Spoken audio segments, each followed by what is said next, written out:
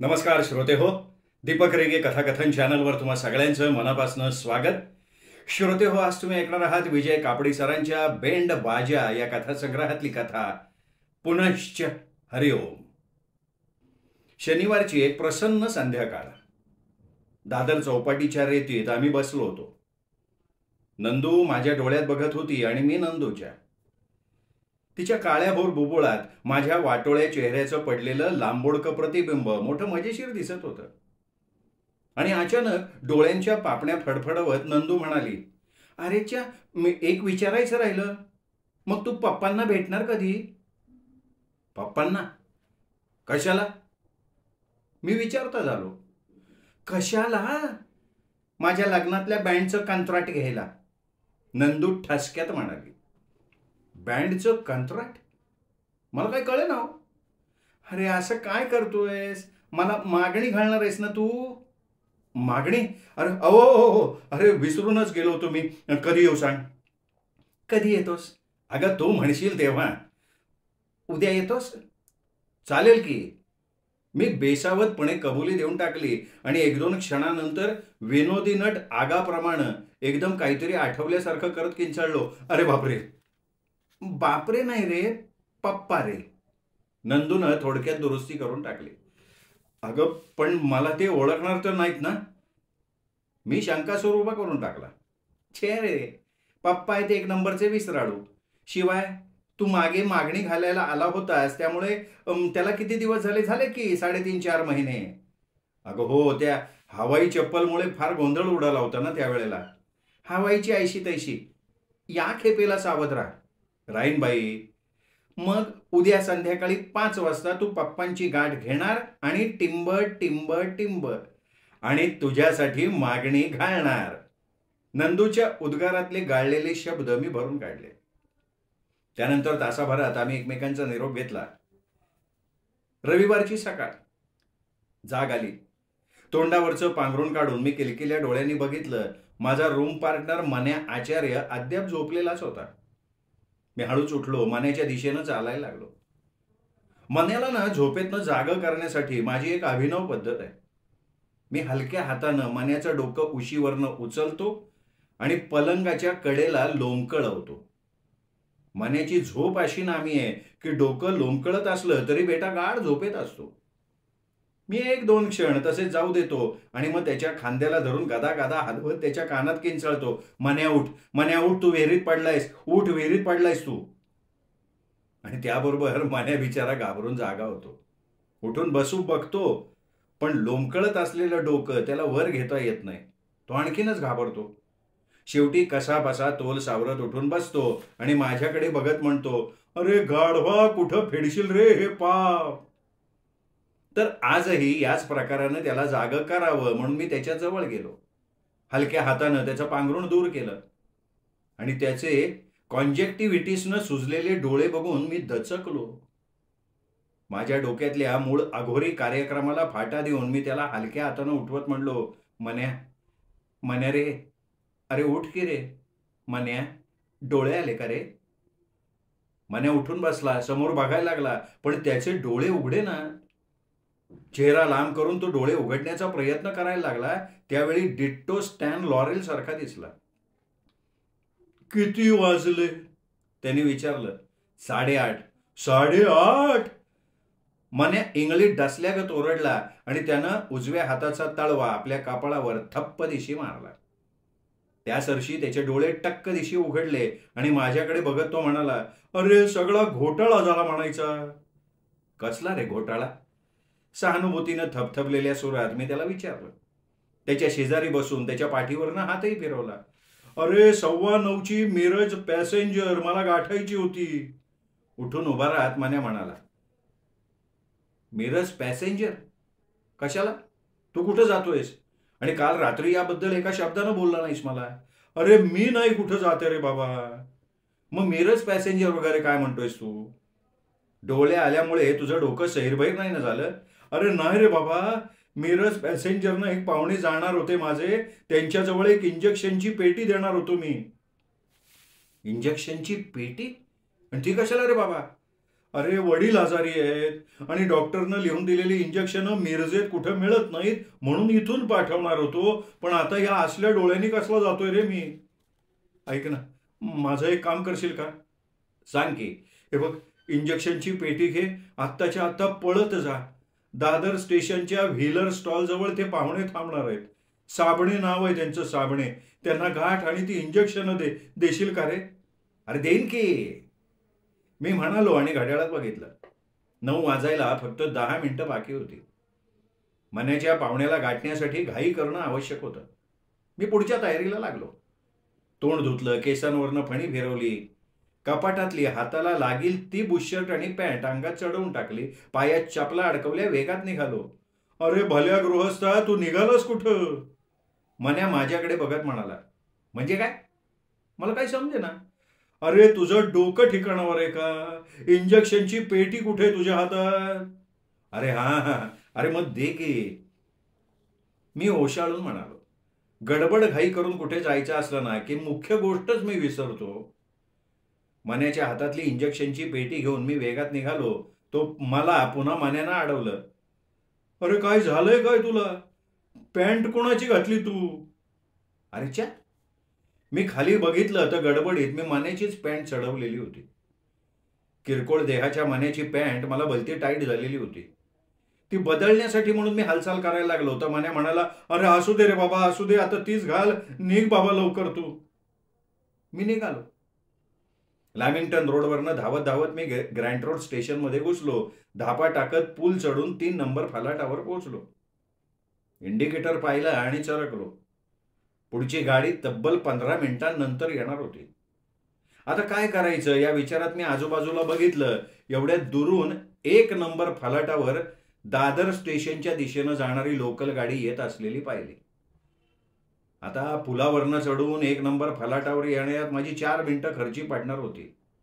गाडी नक्कीच चुकणार होती आणि ही गाडी चुकली की पुढच्या गाडीनं दादरला पोचेपर्यंत मिरज पॅसेंजर सुटणार होती. मन्याचा पाहुणा तीत बसून निघून जाणार होता. मी क्षणार्धात निर्णय घेतला. मधले रूळ ओलांडून 1 नंबर फलाटावर जाण्यासाठी म्हणून मी खाली उतरलो. धावत धावत रूळ ओलांडले. फलाटावर आधारासाठी हात ठेवून उंच उडी मारली. क्षणात वर पोचलो आणि नेमक्या त्याच क्षणी टर्र असा आवाजच आला. भयचकित अंतःकरणानं फलाटावर कसाबसा उभा राहून मी खाली बघितलं. माझी पॅन्ट चक्क फाटलेली होती. उजव्या मांडीच्या बाहेरच्या बाजूने पॅन्ट उसवली होती. चांगला 8-9 इंचाचा मोठा भोगसा पडला होता. कॅबेरे नाच करणाऱ्या नर्तकीनं अचानक पोज घेऊन दुभंगलेला झगा बाजूला करावा आणि तिच्या उघड्या मांडीकडे सगळ्या ऑडियन्सची नजर खेळून राहावी, त्याप्रमाणे फलाटावर उभ्या असलेल्या सगळ्यांच्या नजरा त्या भोसक्यातनं दिसणाऱ्या माझ्या मांडीकडे रोखल्या गेल्याचा मला भासच झाला. मी विजेच्या चपळाईनं उजव्या हातातली इंजेक्शनची पेटी डाव्या हातात घेतली.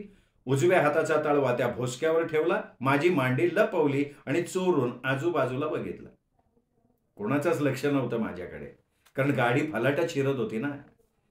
गाडी उभी झाल्यावर अवघडलेल्या अवस्थेत पाय ओढत ओढत मी कसाबसा आत शिरलो. रविवारचा दिवस असल्यामुळे गाडीत अजिबात गर्दी नव्हती. मी आत वळलो, बाकावर बसलो आणि काळजात चर्र झाल्यामुळे पुन्हा उठून उभा राहिलो. खाली बसल्याबरोबर पॅन्टला पडलेल्या भोसक्यानं आणखीन मोठा आव असलेला होता आणि उघड्या मांडीची लाज राखायला हाताचा तळवा अपुरा पडत होता. मग मी उभाच राहिलो. हाताचा तळवा भोसक्यावर घट्ट धरून तसाच खुरडत खुरडत दाराशी आलो. गाडी बॉम्बे सेंट्रल स्टेशनमध्ये शिरलेली होती. गाडी थांबली आणि लगेच निघाली. पॅन्ट नको त्या जागी फाटलेल्या अवस्थेत आता दादरला कसं जायचं हा प्रश्न मनाला भेडसावत असताना गाडी महालक्ष्मी स्टेशनात शिरली आणि थांबली. डब्यातला एक माणूस उतरला आणि डब्यात चढणाऱ्या माणसाकडे बघून मी आ वासला. डब्यात नंदू चढली होती आणि तिच्याबरोबर होते तिचे पप्पा. मी गर्रदिशी वळालो, घुमजाव केला आणि लज्जा संरक्षणार्थ डब्याच्या आतल्या दिशेनं निघालो. 1-2 पावलं मी चाललो असेल नसेल तोच माझ्या पाठीवर थाप पडली. अरेच्या, तू इथे कुठे? नंदू विचारत होती. भीतीने माझा चेहरा पांढरा फटक पडला. माझ्या तोंडून शब्द निघेना. पप्पा इकडे या. नंदूनं पप्पांना हाक मारली. पप्पा माझ्यासमोर उभे राहिले. माझ्या चेहऱ्याकडे निरखून पाहायला लागले. आनंदाची बाब त्याच्यात एवढीच होती की 4 महिन्यांपूर्वी मला पाहिल्याची सूक्ष्मशी छटा सुद्धा त्यांच्या चेहऱ्यावर उमटली नाही. तुमची ओळख करून देते हा, हे माझे पप्पा आणि हे. नेमके त्या क्षणी आपला उजवा हात माझ्यासमोर धरून पप्पा म्हणाले, hello, how do you do. मला ब्रह्मांड आठवलं. कुठल्या हातानं मी पप्पांबरोबर शेकहँड करणार होतो. माझा उजवा हात संगीत लज्जारक्षण करत होता ना. आणि डाव्या हातानं का कधी कोणी आपल्या भावी सासऱ्याची शेकहँड करतो. अरे असं काय करतोय, शेकहँड कर की. नंदू बावचळली होती. पप्पांनी एकदम हात मागे घेतला. नाराजीची एक सूक्ष्मशी आठी त्यांच्या कपाळावर उमटली. मॅनरलेस क्रीचर. ते स्वतःशीच पुटपुटले आणि डब्याच्या आतल्या दिशेनं निघाले. गेले, खिडकीपाशी जाऊन बसले सुद्धा. मी बाहेर बघितलं, लोअर परळ स्टेशन आलं होतं. मग मात्र मागचा पुढचा विचार न करता मी दाराशी गेलो, खाली उतरलो, चालायला लागलो. दरम्यान गाडी सुटली. मी डोळ्यांच्या कोपऱ्यातनं बघितलं, डब्याच्या दारात नंदू उभी होती. तिने बेलबॉटम आणि टी शर्ट घातला होता. तिची आकृती मोठी मोहक दिसत होती, पण तिचा चेहरा मात्र त्या क्षणी तेवढा मोहक दिसत नव्हता. कारण तिने आपल्या तोंडाचा प्रचंड आव असलेला होता. झाला प्रकार इतका अनपेक्षित होता की त्या धक्क्याने मी मडदिशी खालीच बसलो. संध्याकाळी नंदूला मागणी घालायला तिच्या पप्पांजवळ मी आता कुठल्या तोंडानं जाणार होतो बरं.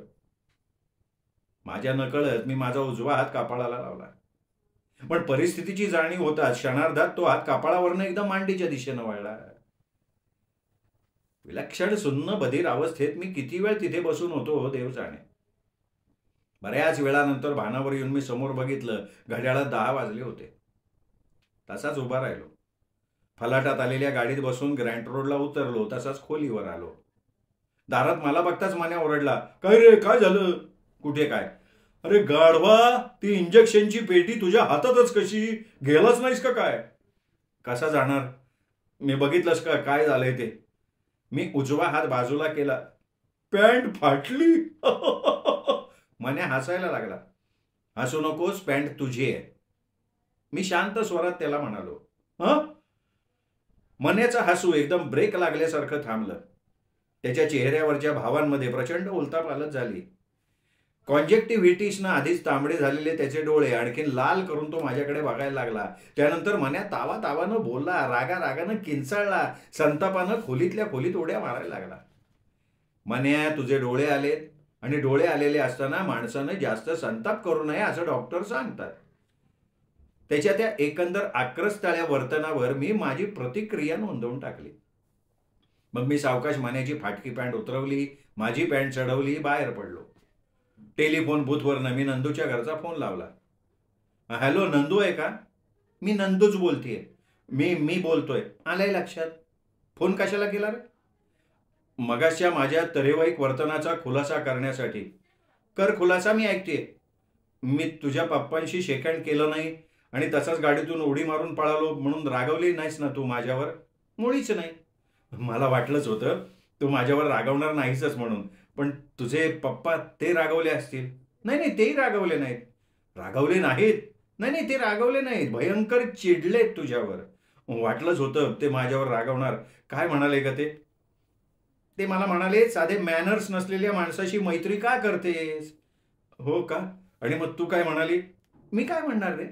पण तू शेकहँड का नाही केला रे. विचित्रच आहेस. अगं काय सांगणार तुला मी. माझी पॅन्ट फाटली होती ग. काय काय काय काय म्हणालास. अगं माझी पॅन्ट फाटली होती. अरे पॅन्ट फाटली म्हणून शेकहँड करत नाहीत का. कसा करणार सांग ना. पॅन्ट फाटलेल्या जागावर हात ठेवला होता ना मी माझा. पण फाटक्या पॅन्टी का घालतो रे तू.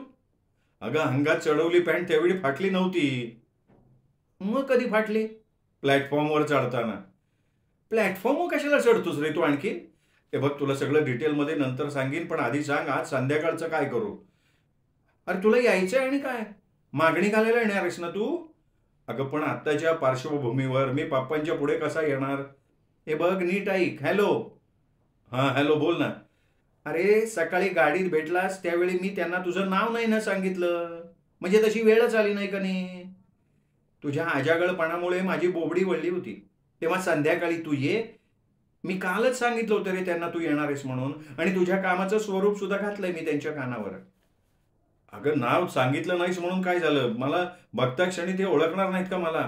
हा, हॅलो हॅलो म्हणून म्हणते तू, जरा वेषांतर वगैरे करून ये. काय वेषांतर कर रे? दाढी मिशी लावून नकली.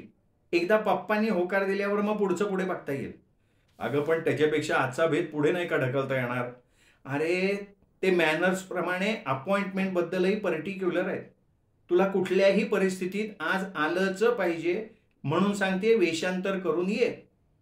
आज सकाळी गाडीत शेकँड न करणारा तरुण तू नाही आहेस, एवढं साधलंस ना तरी पुष्कळ. येशील ना रे? हॅलो, येशील ना रे? येईन येईन, मी वाट बघतोय. हा बरं, ठेवू का? ठेव. आणि मी रिसिव्हर खाली ठेवला. पुढच्या तयारीला लागलो. संध्याकाळ, ठीक 6 वाजलेले. नंदूच्या घराची बेल मी थरथरत्या अंतःकरणानं वाजवली. दार नंदूनीच उघडलं. ती माझ्या अवताराकडे बघत राहिली. आजूबाजूला कोणी नाही असं बघून तिने माझा हात दाबला आणि म्हणाली, तू म्हणजे ना ग्रेट आहेस, अगदी फर्स्ट क्लास जमवलंयस वेषांतर. लग्नानंतर अशी दाढी मिशी वाढवलीस ना तरी चालेल बरं मला. एवढ्यात आतून पप्पा आलेच की. त्यांच्या हातांच्या उंजळीत बेरक्या नजरेचा, पेटुकल्या आकाराचा एक कुत्रा होता. नंदूनं ओळख करून दिल्यावर मी हात पुढे केला. पप्पांनी एक हात छातीशी घेत कुत्र्याला सांभाळलं आणि दुसरा हात माझ्या हातात दिला.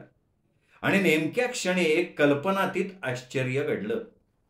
एका हाताच्या आधारानं छातीशी धरलेल्या त्या कुत्र्यानं एकदम उडी मारली. आम्हा दोघांच्या जुळलेल्या हातांवरनं चक्क चालत क्षणार्धात तो माझ्या छातीवर चढला आणि दुसऱ्या क्षणी त्याने माझी दाढी आपल्या तोंडात पकडली. मी घाबरून मागे वळालो. पप्पांचा हात सुटला. आधार सुटून कुत्रा खाली पडला. पण पठ्ठ्यानं माझी दाढी मात्र नेमकी खेचली होती आणि ती दाढी तोंडात धरून तो आतल्या दिशेनं अदृश्य झालेला होता. मी गाईगाईनं चेहरा दोन्ही हाताच्या तळव्यात लपवायला गेलो तर पप्पा विस्फारलेल्या डोळ्यांनी पुढे झाले आणि उजव्या हाताने त्यांनी माझी भरघोस मिशी सुद्धा खेचली.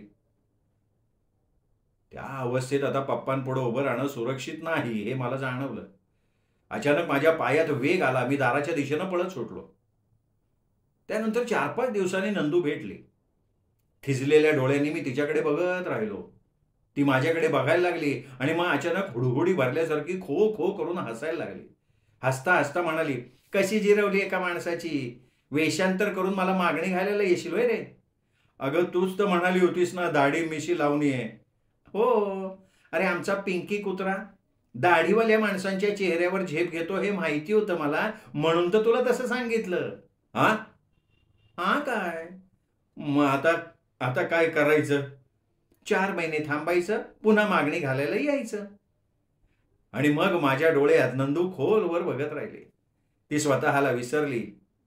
एकदम डोळ्याच्या पापण्यांची मजेदार फडफड करत तिने मधाळ सुरात विचारलं, तेवढा वेळ थांबशील ना रे माझ्या राजा? आता 4 महिन्यांनंतर नंदूच्या विसराळू पप्पांजवळ तिच्यासाठी लग्नाच्या मागणीचा पुनश्च हरिओम करायला मी जाणार आहे. मंडळी, ही होती बेंडबाजा या कथासंग्रहातली विजय कापडी सरांची कथा पुनश्च हरिओम. कथा आवडली असेल व्हिडिओ लाईक करा, मित्रपरिवारात नातेवाईकात शेअर करा. चॅनल सबस्क्राईब करायचं राहिलं असेल तर आत्ता वरती माझा फोटो दिसतोय त्या फोटोला क्लिक करा आणि चॅनल सबस्क्राईब करा, हीच विनंती. पुन्हा भेटूयात अशाच उत्तम कथांसह. दीपक रेगे कथाकथन चॅनल म्हणजे कथा आनंदाचा अत्युच्च ठेवा. नमस्कार मित्र.